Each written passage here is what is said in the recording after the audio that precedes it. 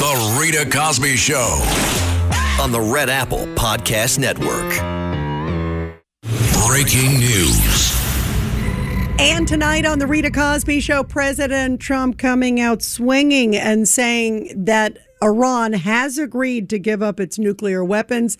That's part of the deal, that the 60 days is essentially to work out all of the logistics. And also saying reports that Iran would suddenly have access to billions upon billions of dollars, hundreds of billions of dollars, an enormous amount, he says, is fake news. And that more of the details are going to be coming soon. But he is expecting the deal to be officially signed. It was signed electronically, but signed in person this Friday. And he says this is a far cry from what President Obama was doing. The pallets of cash in the middle of the night. Meantime, everybody is watching to see what's going to happen in these primaries tomorrow night. There's a couple big ones. If you look at the roster, you've got Georgia and a couple other hot spots. And one of the biggies that a lot of people are talking about is in D.C. And that is because the mayoral candidate there is sort of like a mini Mondani in New York, like a lot of people are describing. And President Trump has already said if this person wins, and her name is Janice Lewis George, he's like, we might just have to take over D.C. So tomorrow night is the big primary night. You know, we always call it here. It seems like the news breaks on this show. So you definitely got to tune into the show because we always have all the breaking news on the primaries. And tomorrow is Alabama. There's a House special race in California. The D.C. mayor, as I mentioned. Georgia, as I mentioned. The Senate runoff there is interesting. There's a candidate endorsed by Trump. And then there's another one endorsed by Brian Kemp. And then you got Oklahoma, which is also a biggie, too, because the governor there is term limited, Kevin Stitt, who we've had here on the show. So lots of big developments. But let's go to D.C., the nation's capital, which is definitely cleaned up quite a bit. And here is Councilwoman Janice Lewis George. And listen to her. No wonder President Trump says we may need to take over D.C. This woman seems to say it should be a free-for-all there. Listen to this. As an executive, you have to decide which tools you use and when you use them. And right now, using the curfew as a tool for our young people is dangerous. It is dangerous because we have federal troops who are in our city, mass ICE agents who are in our city. Masked ICE agents who are in our city. It's like this whole attack on law enforcement, and it's like they get their talking points. And can you imagine, how is President Trump going to feel like he could have the ICE agents there? How is President Trump going to feel like when they have had all these teen takeovers, remember, that have taken place in the nation's capital? And then you've got this woman saying there shouldn't be a curfew. There's not a curfew essentially for ICE. So there shouldn't be a curfew for these young folks who are wreaking havoc on the streets there in D.C. You can't make it up, but that is her view. And then let's go to New York, because a week from tomorrow is the big primary in New York. And you've got, a fairly moderate, Democrat that's been there. He's an incumbent, Adriano Espaillat, and he is head of the Hispanic caucus there on the Democratic side. He's a more moderate, reasonable Democrat, if you will. He votes with he's voted with President Biden and the Democratic Party 100% of the time. So it shouldn't really be a problem for the Democrats. But it's a problem for the new breed of Democrats, the Democratic Socialists of America, of which Mondani's a part of which you got a lot of folks. You got the guy in Philly there, of course, who's a part of it. You've got Seattle mayor, of course, who's a part of all this. You've got Abdul Al-Sayed, remember, who is running in Michigan. You've got Adam Hamaway, who's in New Jersey. So they're dotting the country all over the place.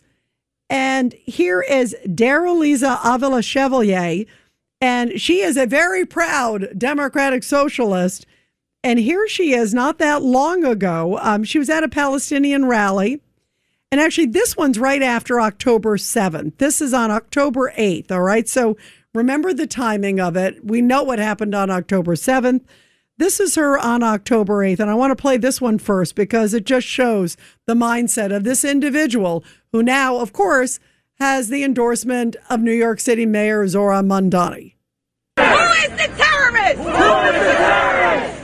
The United States of America. We feel the Palestinian blood. We feel the Palestinian blood. And we stand in solidarity with Palestine. We have the historic responsibility. We have the historic responsibility of defeating Israel colonialism. Israel colonialism. And U.S. imperialism. And U.S.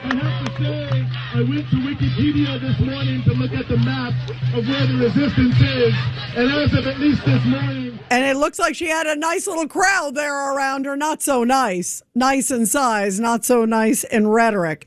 I mean, does that sound like somebody who should be in Congress?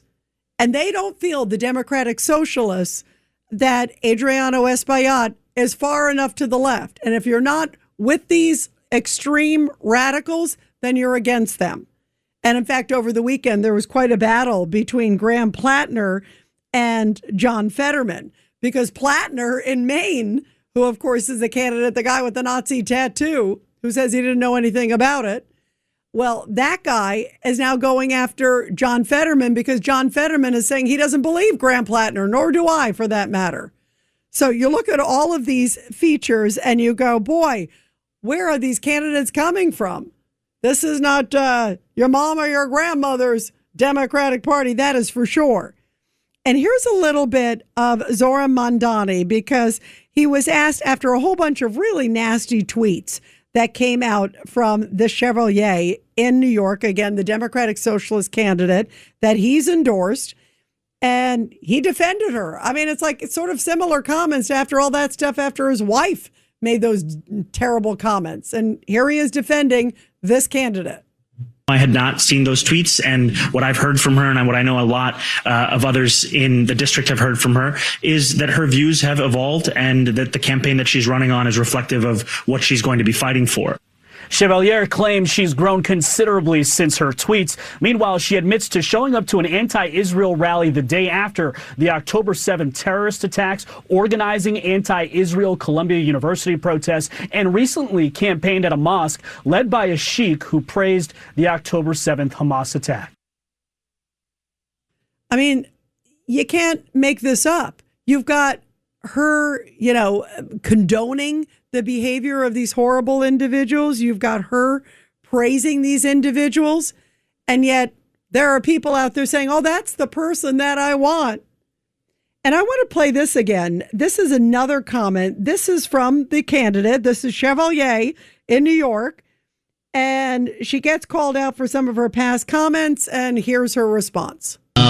Ms. Chevalier, he was starting to raise your past posts, and there's been some reporting about past social media posts.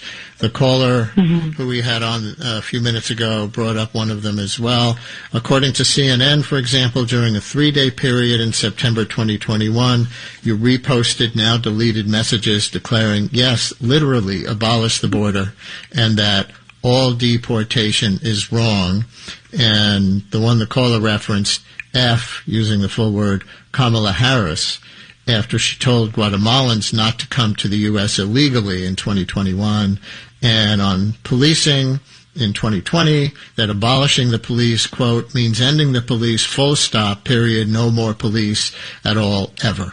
And I know you've said you've grown considerably in the years since these tweets. So what's your position now, for example, on how much to abolish the border or when deportation is right?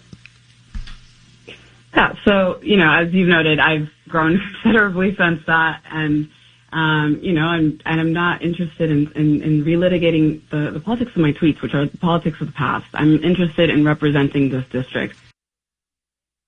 Politics of the past. Like she was what? Like a toddler in diapers at the time? You just heard her like a rabid anti-Semitic screaming at that rally right after October 7th. That should say it all. 1-800-848-9222, 1-800-848-9222. And you are listening to The Rita Cosby Show. And again, I want to welcome all of our great listeners on WPHT in Philly, the powerhouse station there in Philadelphia, one of the great stations across the country. And we can't wait to hear from all of you. We're so glad that you are now having The Rita Cosby Show. We are on so many great stations, and we are honored to have WPHT on our roster. This is the best. 1-800-848-9222. 1-800-848-9222. Let's go to Rob in Maryland, line 5. Go ahead, Rob. Oh, good evening, Rita. Yeah, just a couple quick things about that angry curmudgeon, De Niro. You know, I would really love to know what his thoughts are about the people of Iran being killed, hung, and murdered. What was it, like 40-some thousand or more? I want to know what he thinks about that. Why aren't these Democrats speaking out about that? And then also in this deal, you know, I pray for the Iranian people. I just hope and pray that something's going to be done about this, because I just fear that these same people, you know, that were doing this are going to be back in there, you know, doing the same old thing. And what do you think, Rita? Yeah, you think Trump's going to help these people, the Iranian people? I think he is. I do think it's going to be a bit of a bumpy ride. I'm always honest with you guys. And that is because Iran is such a difficult country. But I agree with you. The Democrats haven't said anything about all of those protesters who were just so horrifically mowed down or taken into gulags. Remember their young wrestler who was also executed. I mean, they've been doing these public hangings. And clearly President Trump was moved by that, which was, I believe, a big part also, in addition, obviously, the nuclear capabilities. But anybody, any regime that would kill its own people, clearly, President Trump says is clearly an evil regime. And I think we all agree on that. So I do think he's going to try to find hope for the Iranian people, and also would like to see them be able to rise up. The key is also finding out how to get other opposition groups on board. I know at one point he was talking about the Kurds, and he sounded a little disappointed in the Kurds. I think he thought the Kurds at one point might come in and maybe even have weapons and join the fight. And they did not at that time. And it seemed like the president seemed a little disappointed when he was speaking about the Kurds a couple weeks ago. But I do believe he will try to help those people. There is no doubt.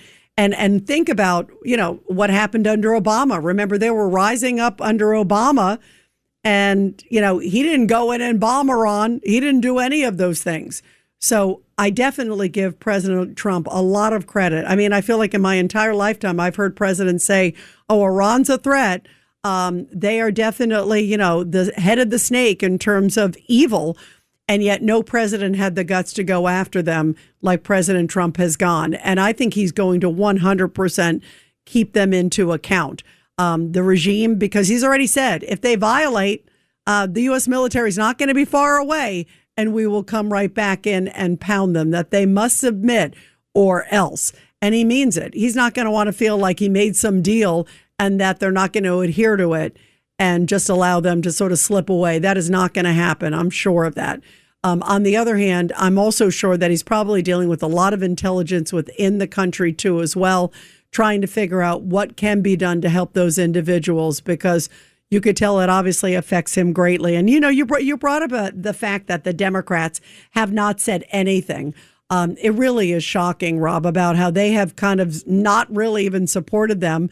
The other story the other day, a very different one, but the story about all those missing kids that came in across the border. How about the unaccompanied minors that came across the border under Joe Biden? Hundreds of thousands of them. And luckily, the Trump administration's found 146,000, I think it is, of them. But there's still a couple 100,000 missing. And the Democrats don't say anything about that either. You know, they claim to be the people who sit there and say, well, we're all about human rights. And yet I don't see them talking. And I'd love to see these protesters that are out there on those campuses and elsewhere that are protesting, you know, anti-Israel. They should be protesting anti-Iran and saying, how dare you do this to these wonderful, courageous people, the citizens of Iran, not the regime, but the citizens. And I'm sure that they will not escape the memory of President Trump, that he's going to be figuring out a way for them to rise up and to do it at the right moment. But it has to be at the right moment because he doesn't want them to come out to the streets and then get slaughtered again either. So it's a balancing act. And boy, if anybody can do it, it's President Trump. Rob, thank you very, very much. Everybody, we're going to continue your calls after the break. 1-800-848-9222. And you're listening to The Rita Cosby Show on a busy news night. The Rita Cosby Show on the Red Apple Podcast Network. I'm Serena Williams, and I'm healthier on Ro.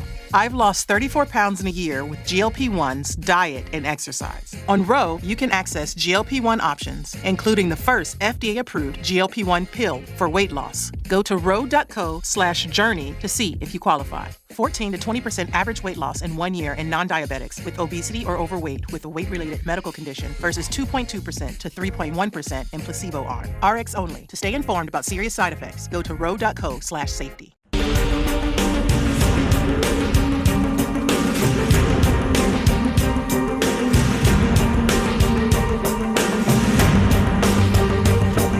This is The Rita Cosby Show. Well, sadly, we know that anti-Semitism is alive and well on many college campuses. Cornell University had a lot of problems with it not too long ago. And get this, a Cornell University student, 19-year-old Austin Franco, I can't believe this. He applied for a summer internship with a Jewish-owned New York City startup and rejected the opportunity. And he actually posted this message when he found out they were Jewish, saying, not interested in working for a Jew.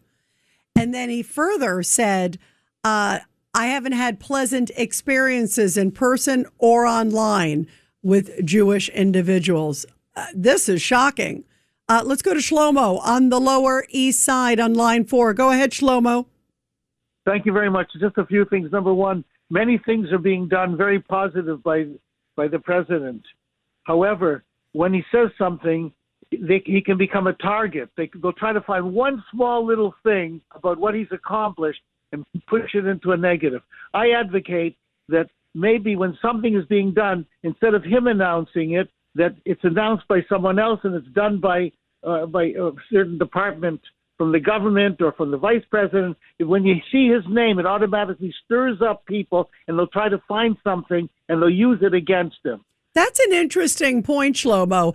On the other hand, Trump doesn't feel like he should have to change anything for some of the lunatics on the left. And I guess his feeling is, since he's the one doing it and he's clearly the best messenger out there, why should he change? Because they're crazy. The Rita Cosby Show on the Red Apple Podcast Network.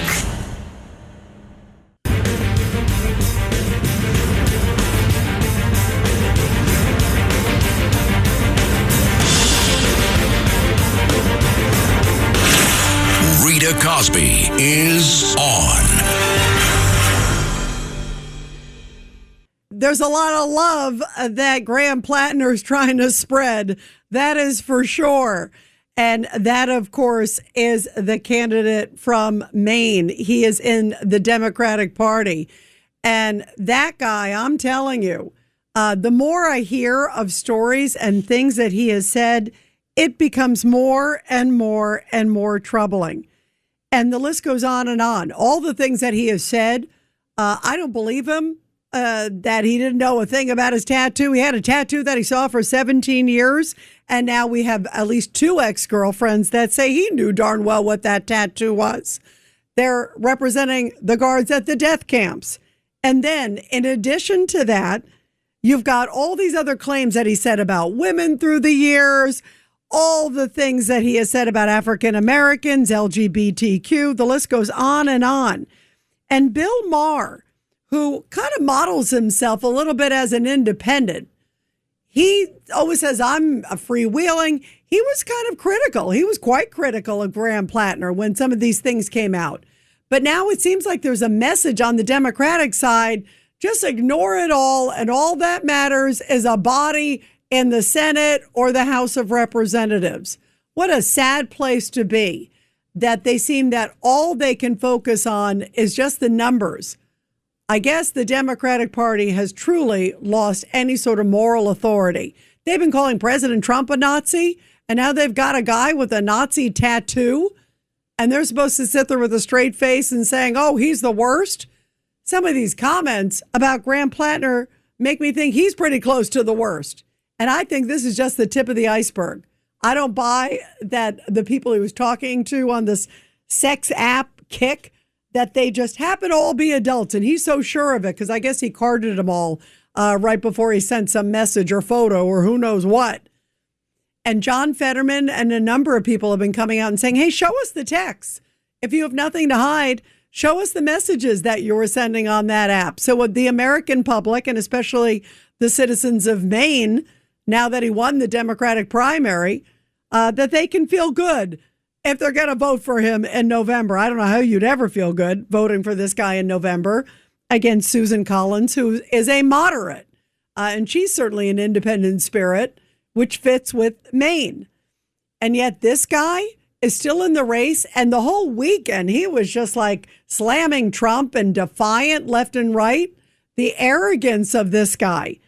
And I can't wait to see some of those girls or adults, whoever they are on Kick, sending the messages saying, hey, this is what I got from P. Hustle. 30, whatever it is his call number. 1-800-848-9222, 1-800-848-9222. And you are listening to The Rita Cosby Show. Here is Bill Maher. Take a listen to him because, as I mentioned, at one point he was very critical of Graham Platner, as everybody deserves to be critical of Graham Platner. I haven't heard one thing I like about him. I don't even like his shirts. I don't believe anything about him. The oyster farmer, they call him an oyster man. Apparently his mother's the only one who even bought. He can't even keep his story straight about his business. But here is Bill Maher, and now suddenly he's saying it's a numbers game. And he's all in, it seems like, okay, we got to consign ourselves. We got to somehow get involved with Graham Platner. Listen to this one. Here's a typical Platner quote. He said about the Iraq War, you can think it's dumb and also kind of not want to miss it. Oh, Graham, I feel the same way about so many things. The Oscars, Christmas, Taylor Swift's wedding, that little speech Nicole Kidman gives before the movie comes on where she looks insane.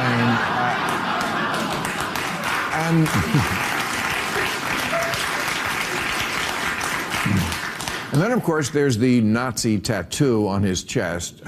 I mean, seriously, this guy's whole life is the movie The Hangover.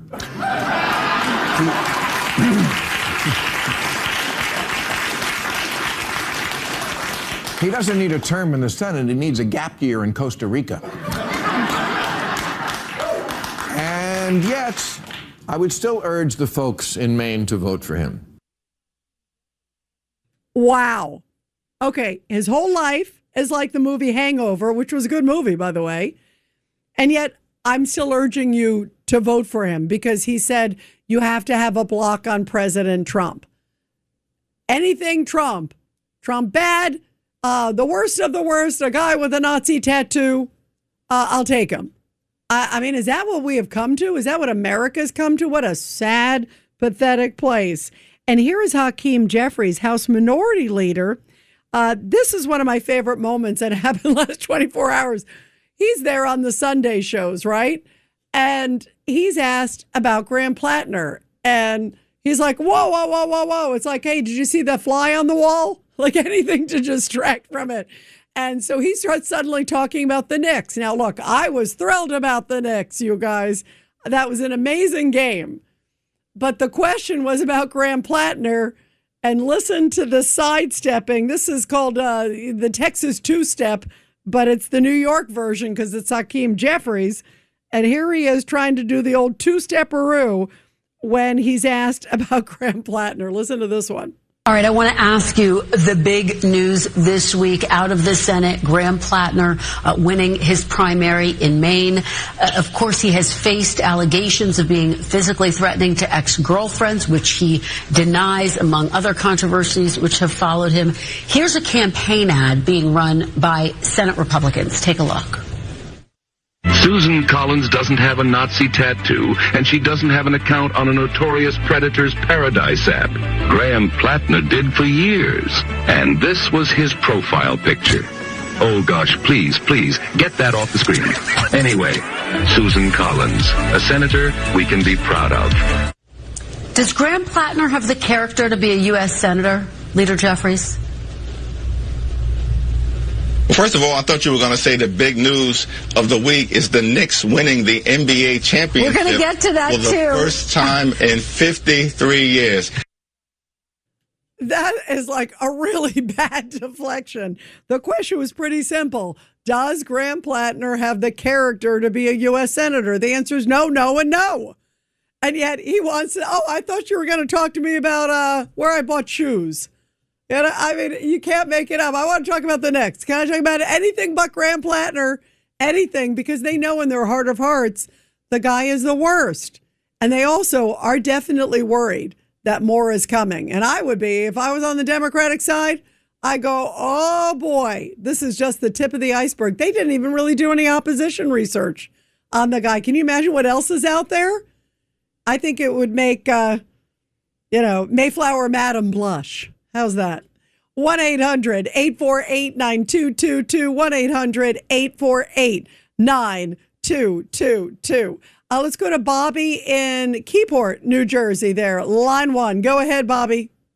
Rita, for taking my call. Listen, a lot of people don't know this about this country, but it was always socialists here, from Christopher Columbus and the Queen of Spain and beyond. The Norwegians were here, the Normans. They were here fighting the Indians. This whole country has been socialist. British, the French, they all been here. They all got kicked out by my father's family, who came here in the 1600s. And they fought for every battle in this country, just about. Beautiful.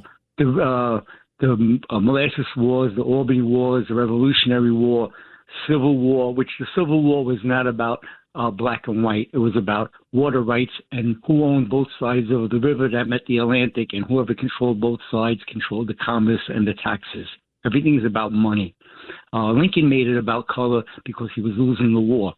See, the people in the North and the South were very, very different people. And by the way, Lincoln, a Republican, by the way, who was one of our, I don't want to revisit history. What I'd like to do is talk about now. So talk about where we are now. Where we are now, they're dividing the country. It's the same socialist people who lost those battles, the French and the British, and all of these people are trying to destroy what America made. And they don't like America because they don't like free-thinking people. Okay. So how do you change it, Bobby? How do you change it? Because I agree with you. They want to remake this country. I agree with you. They don't want what America represents. They don't want to tout American exceptionalism. And some of the comments are downright hateful. And I played the De Niro comment because it's so shocking. Comparing America to an abusive spouse. And saying, I can't stand anything under Trump. I mean, when you hear that, it's like, well, then get out of America. If you don't like it, why don't you spend a week in Somalia and see how you enjoy it there? Because I'm sure you'll feel really comfortable in Somalia. I'm being facetious, obviously, but it's so reprehensible. We are in the greatest country in the world. We represent the greatest things to the world. We represent leadership and freedom, as we did time and time again. And I'm thankful for your family, for all the fights that they did for this country's and the blood and treasure for this country. What's your message to Americans today, Bobby? Buy a 3-family house and rent it out and collect 2 rents and move on and keep doing that. That's the only way you get wealth in this country. Any other way, look, I'm a kid that didn't go to school. I moved 15 times before I got out of high school. And I had a real hard upbringing. And I would ask you one question, Rita, if you can. I need to get in touch with Sid. I have some information about the Madison High School riots. Well, you know what? Pass it on. Pass it on to my board guy. Okay, pass it on to him, and I'll make sure that I pass it on. Always appreciated, and we always love people who get involved. You care about this country, and that's a great thing. Bobby, thank you very, very much. Let's go to Andrea, line 3. Go ahead, Andrea. Are you there, Andrea? Go ahead. Let's go to Gail in Pennsylvania, line 4. Hi, Rita. I just want to say that I applaud President Trump for containing Iran before they were beyond containing, and I feel very pleased that he ended the conflict before destroying the whole country for the 70% of the people there that really want to end that fascist regime. And I went to CPAC this past year, and in a room that maybe holds 5,000, it was mainly filled with Iranian Americans, not the Islamists, of course, but I saw that, by the way, and especially when the Crown Prince spoke. That was just so powerful, and he said, "We want to make Iran great again." That must have just been electric. It was electric, and I think President Trump has, I'm just saying intuition, and my intuition is that President Trump has spoken with the Shah, and I don't think he wanted to destroy that country. I really don't. I think he, in his heart, wants, those people to rise up. I agree, and I don't think he wanted to do anything that would really hurt the great courageous people of Iran, the citizens, because a lot of the next targets on the radar, I've talked to, as you guys know, a lot of people, tied to the Pentagon and elsewhere and the White House, and it's about 20 to 25% of the targets that had not been fully hit. That was pre the last sort of phase, so it's obviously down some after some of the hits that happened recently. But there were a lot of locations that were sort of dual use locations. You could say a bridge that transports, weaponry from Iran, to and fro for the military there. The IRGC is also obviously used by the citizens. But if it's used for military transport, that's fair game.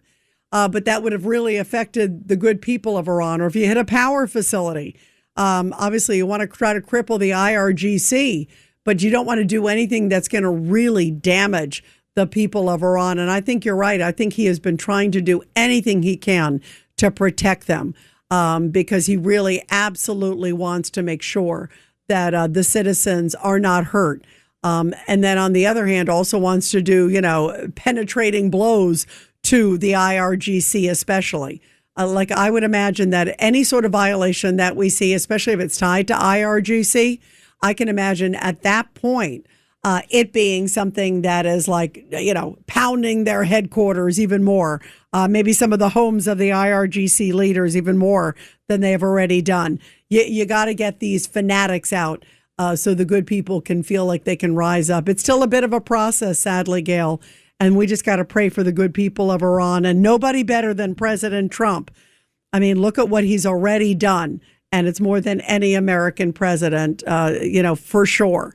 So, and I believe there's still more ahead. I think it's still going to be bumpy. Even if they agree, I don't trust the Iranians. I trust President Trump, but I do not trust the Iranians. Let's go real quick to, let's go to Joe on line 5. Go ahead, Joe, your thoughts. Hi, Rita. I just wanted to tell you about these people who call themselves Democrat Socialists. Ocasio-Cortez, Bernie Sanders, Mamdani, Elizabeth Warren. Yep. They all claim to be, there's no such thing as a Democrat Socialist. These people are outright communists. Yeah, no, you're right. Yeah, they are full blown. Yes, and it's they use a code word, Democrat Socialist, to disguise the communists. They're like communists in the closet. So how concerned are you about this trend, though, Joe? Because clearly there's a trend we're seeing of a really dangerous breed. You look at the Mamdani, you look at the guy in Philadelphia, you look at the guy in, you look at Hamaway in New Jersey, you look at El Sayed in Michigan. There's some scary ones out there. And you got Seattle mayor, too, who's said some wacky things. Yeah, an intrinsic, inherent evil has taken over the Democrat Party.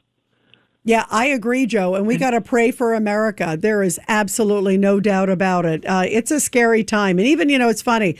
I have common sense Democratic friends, and they've said, Rita, we have never seen anything like this. They're very concerned. Maybe they just got to hit rock bottom first. Maybe they got to lose 49 states to suddenly wake up and realize that this is not the way that Americans want our country to go. Joe, great points. Everybody, we're going to continue your calls after the break. 1-800-848-9222. 1-800-848-9222. But first, support our heroes. The Rita Cosby Show presents Support Our Heroes.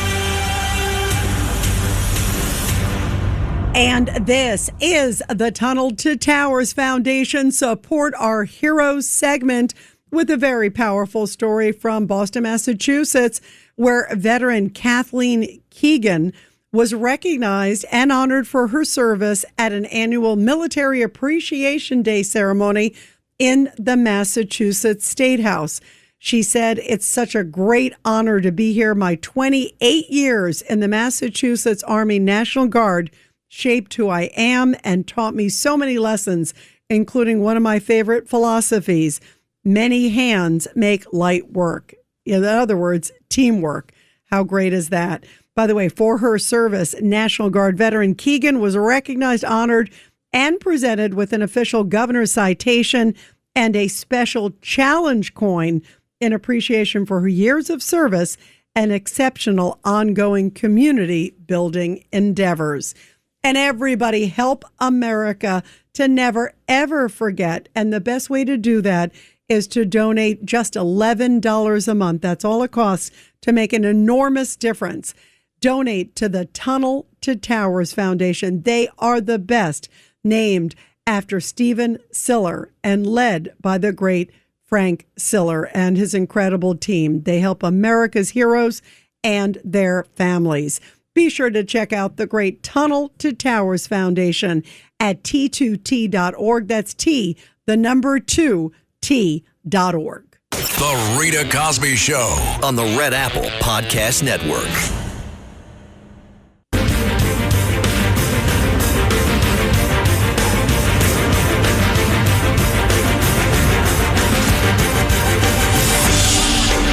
It's the Rita Cosby Show. And tomorrow, another big primary night. We'll, of course, have all the details here on the Rita Cosby Show. Let's go real quick to Eduardo on line 1. Eduardo, go ahead from Tampa. Yeah, good evening, Rita. Thank you for taking my call. I got a comment about my former city, Chicago. There was an incident where there was a burning cross. You might have heard about this over there by downtown Lake Michigan. And these incidents come up when it's beneficial for the progressive left to blame conservative Republicans. So do you believe it's sort of like a setup against them? Without a doubt. Oh, that's interesting. Well, I'm going to look into that because you're right. I had seen some other ones, and you're saying there was another new recent one. So I'll definitely look into that. I wouldn't put anything past them. Look, anybody who supports Graham Platner and some of these other folks, they seem to be willing to do anything. Everybody will talk tomorrow night. Big primary night in America and much more on The Rita Cosby Show then. Thanks for listening to The Rita Cosby Show. You can hear The Rita Cosby Show weeknights at 10 on 77 WABC. If you like the podcast, share it with your friends and listen anytime at WABCRadio.com and download the WABC Radio app. Hit that subscribe button on all major podcast platforms. Plus, follow WABC on social on Instagram, TikTok, Facebook, and X. See you next time for a new episode so you never have to wonder. What the heck is going on here?